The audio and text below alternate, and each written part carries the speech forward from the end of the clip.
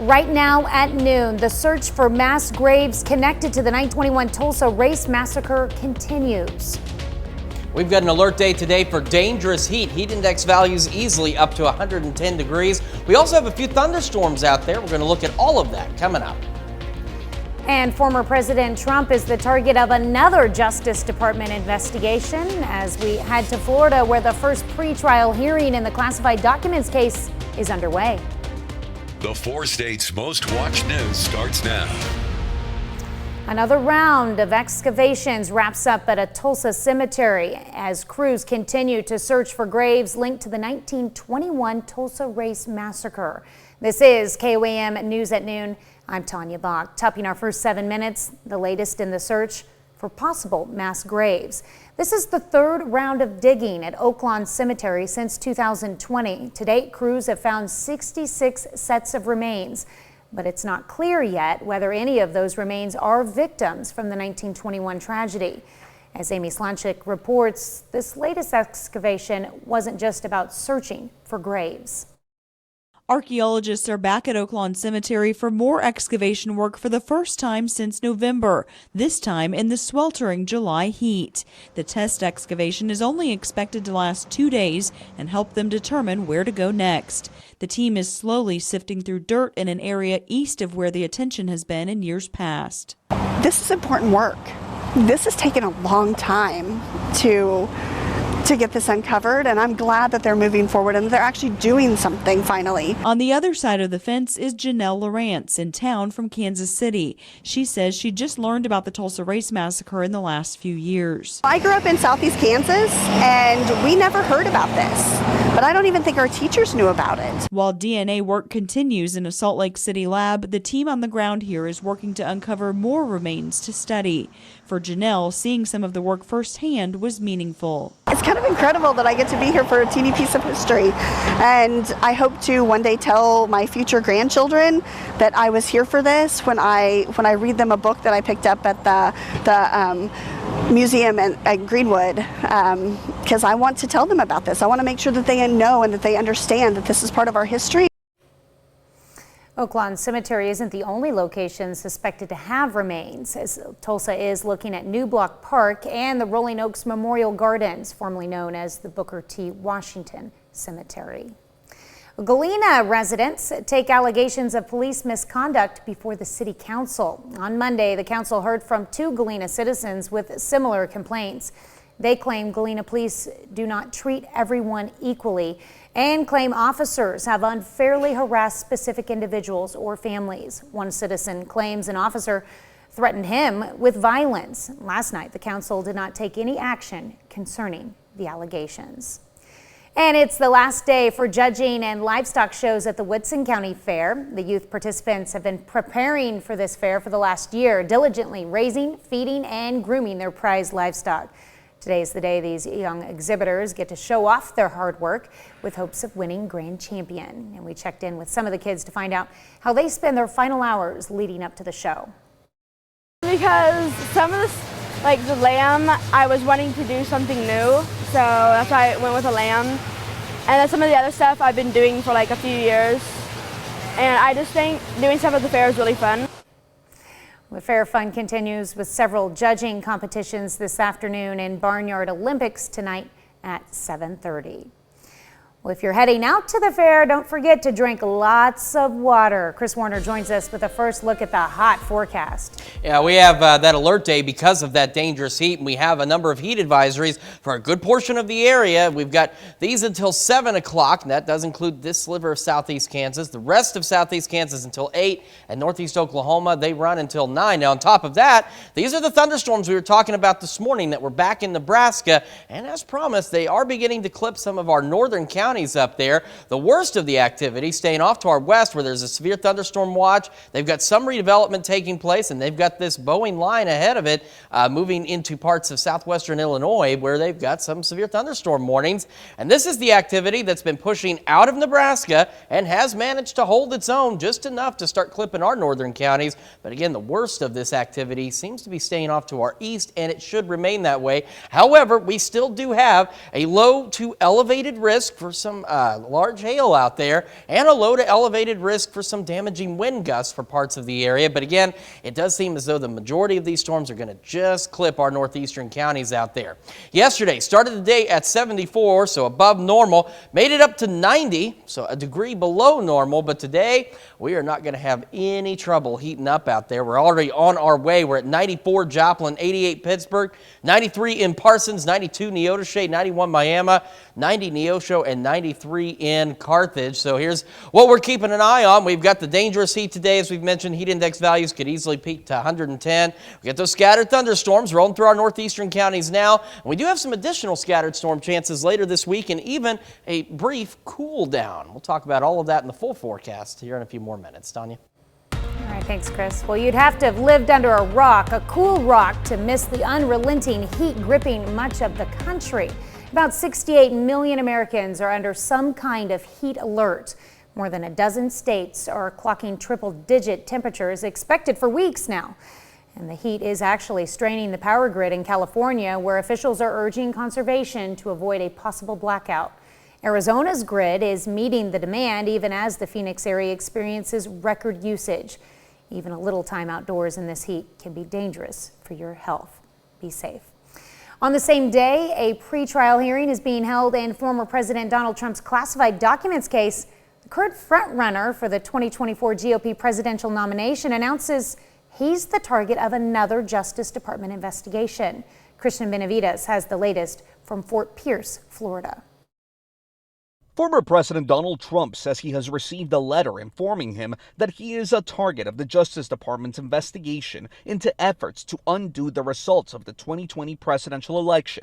This comes the same day the first pre-trial conference is being held in connection with the federal case against him relating to his handling of classified documents. At issue is a 1980 law known as the Classified Information Procedures Act. It's balancing national security concerns on the one hand and a defendant's due process concerns on the other hand. The former president is facing 37 criminal counts, including the willful retention of national defense secrets in connection to documents at his Mar-a-Lago state. He was defiant after pleading not guilty. We have a rigged country. We have a country that's corrupt. The judge in the case, Eileen Cannon, issued an order last year granting Trump's request for a special master that was later overruled by a 3-judge appeals court. A big question mark is whether Judge Cannon, who was appointed by former President Trump, will rule for the prosecution or the defense about when the trial should begin. The prosecution has said, we want to go to trial in December. We want to do this quickly. And the defense has said, let's postpone this indefinitely. The former president is the current frontrunner for the Republican presidential nomination. He wants the trial delayed until after the election. Christian Benavides, CBS News, Fort Pierce, Florida. A spokesman for special counsel Jack Smith, whose office is leading the investigation, did not immediately return an email seeking comment regarding former President Trump's claim about the target letter. That's a look at today's top stories and weather in our first 7 minutes. Up next on KOAM News at noon, centuries-old royal tradition hits the water. We'll have why the UK is counting its swans for the king. And later, we're making cast iron buttermilk biscuits in the Mr. Food Test Kitchen. Britain's King Charles has inherited an 800-year-old tradition. It involves birds, old-fashioned boats, and a bit of math. CBS's Ian Lee has the story from London. The UK's newly crowned King Charles needs to keep his ducks in a row. That includes counting his swans. Every year, boatloads of workers round the birds up along England's River Thames in a tradition called swan upping. We will then lift them out of the water, we will take them ashore, we weigh them, measure them, and most importantly, we check them for any injuries. The royal responsibility dates to the 12th century, when the crown claimed all the wild swans in the land. Back then, it was more about making sure there was enough swan meat to eat at feasts and banquets. This is the first time in 70 years they're patrolling these waters in the name of a new monarch after the death of Queen Elizabeth. The king is very, very interested in wildlife, conservation, so it's going to be marvelous, I think. The swan census lasts for 5 days, covering a nearly 80-mile stretch of the river. But last year, tragedy struck in the form of bird flu. We had many hundreds of swans on the Thames die over this, mainly in the larger flocks, which was a real disaster to us. The count will reveal the health of the flock as King Charles takes them under his wing.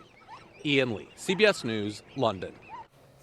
All dolphins, whales, and even sturgeons in the UK territorial waters also belong to King Charles. Well, still to come on the KOAM News at Noon, Mr. Food.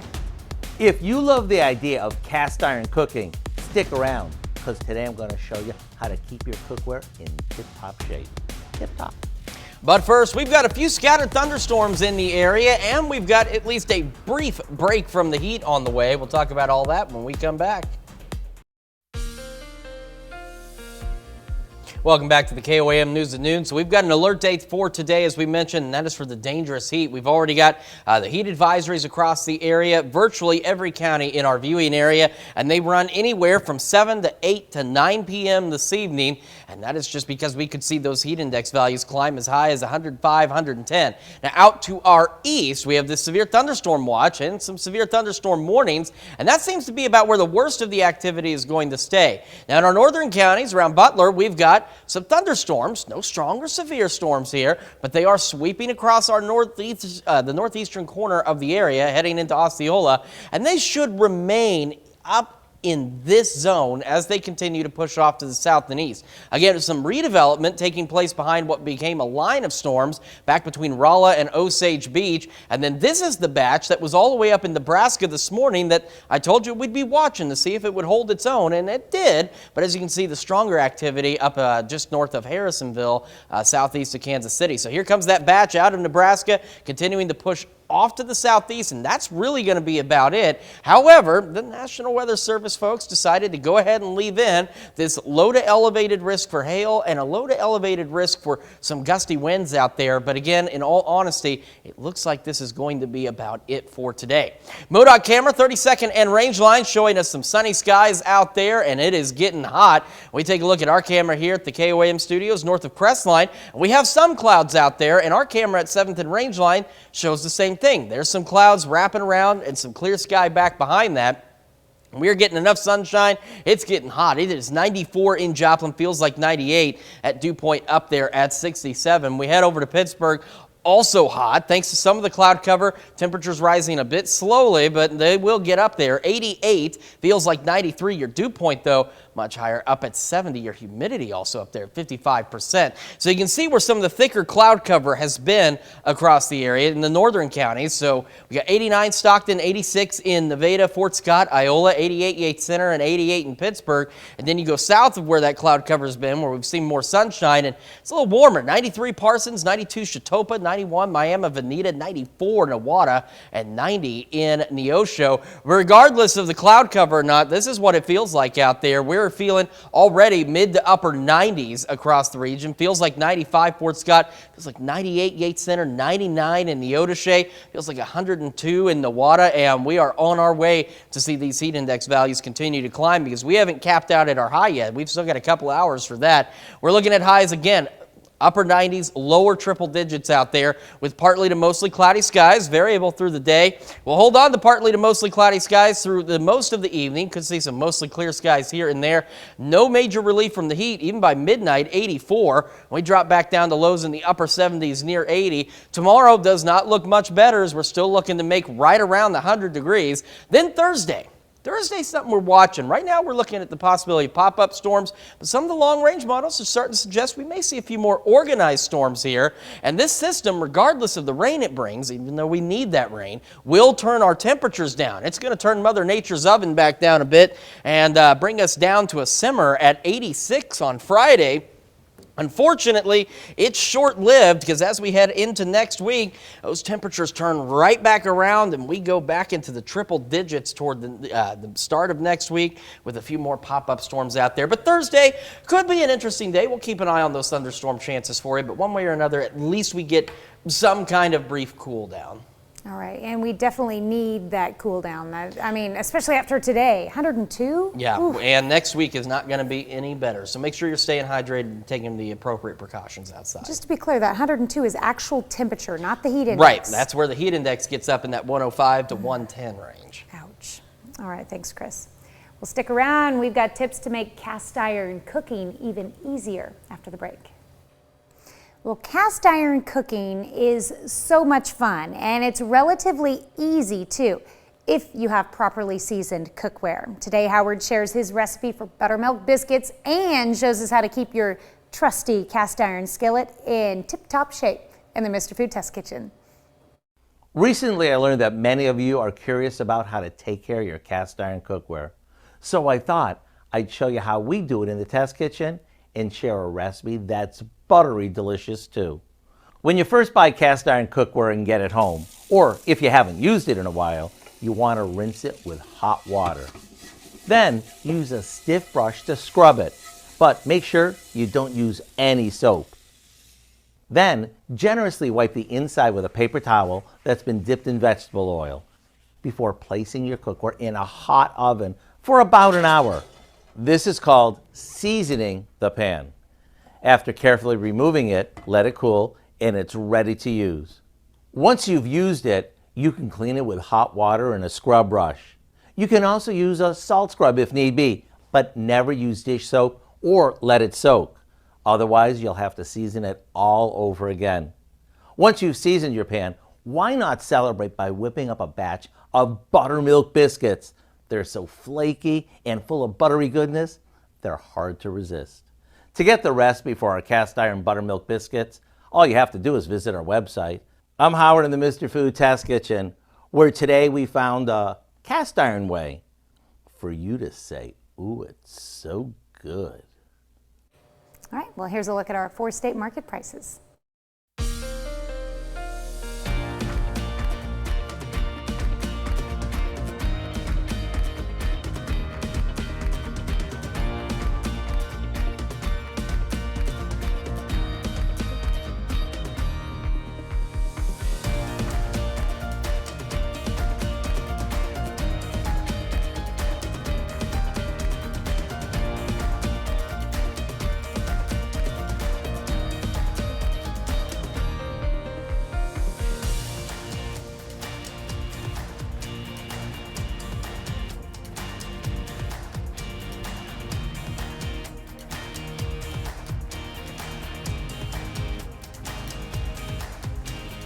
All right, we've got some thunderstorms in our northern counties starting to cross into Vernon County. The good news is, at this point, no strong or severe storms, some gusty winds, maybe some small hail possible as these continue to sink off to the southeast and move out of the area. Alert day heat advisories in effect through the evening, 102, heat index values 105 to 110. A little cooler Thursday and Friday, and heat returns next week.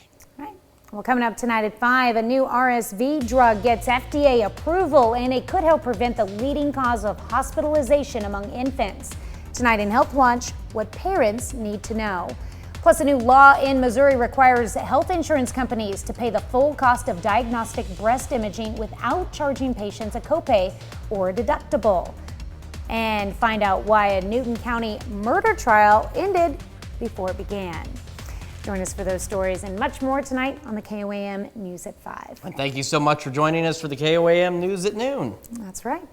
The rest of the team, we'll see you right back here at 5 o'clock.